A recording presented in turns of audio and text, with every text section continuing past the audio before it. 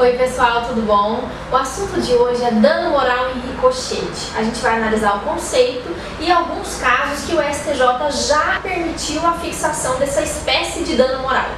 Em primeiro lugar, eu gostaria de relembrar com vocês que quando a gente fala em dano moral, muitas vezes durante o vídeo eu vou falar a família que sofreu uma dor, a tristeza de perda de um ente querido, mas eu não gostaria que você associasse essas palavras com o conceito real de dano moral.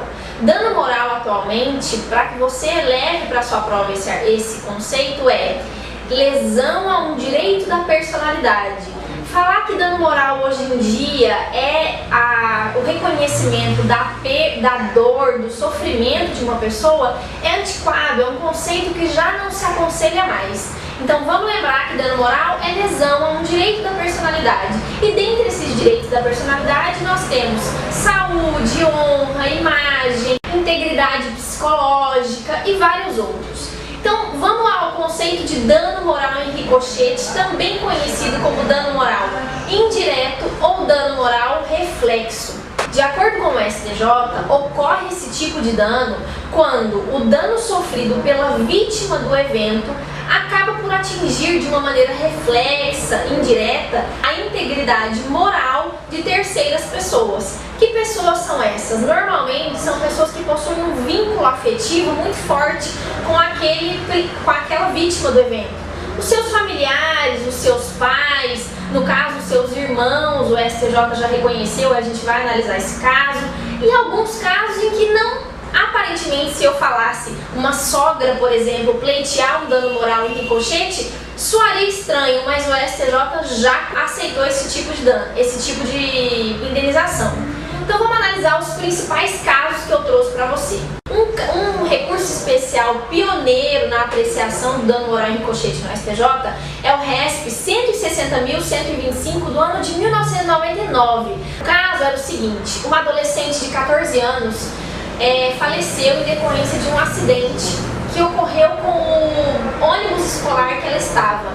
Esse ônibus, ao virar uma curva numa velocidade inadequada, ele tombou e a jovem veio a falecer. Os pais dessa adolescente pleitearam danos morais em ricochete contra a empresa de ônibus que forneceu aquele transporte.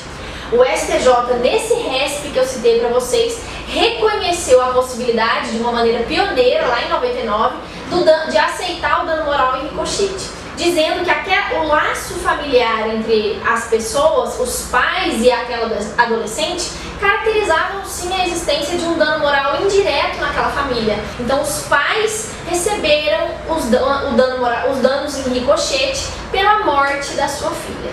Outro caso que a gente vai analisar está no informativo 460. Lembra do acidente da Gol? Irmãos de uma das vítimas daquele acidente pleitearam o dano em ricochete no STJ. Nesse caso, o STJ disse: tais danos morais nos irmãos decorrem da dor advinda da perda abrupta e ilógica do colateral. Então, comprovou-se o laço afetivo forte entre eles e foi concedido aos irmãos de uma das vítimas do acidente da Gol o dano moral em ricochete. Outro caso. No informativo 452, o dano moral em ricochete foi permitido a uma sogra da vítima. Veja o caso. A vítima que faleceu num acidente morava na casa da sua sogra.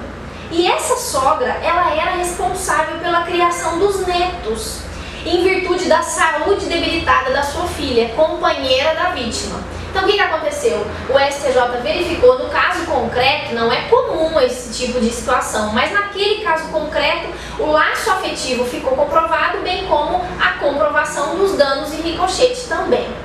Outro caso: o dano em ricochete pode sim ser aplicado quando aquele ente querido sobrevive ao evento.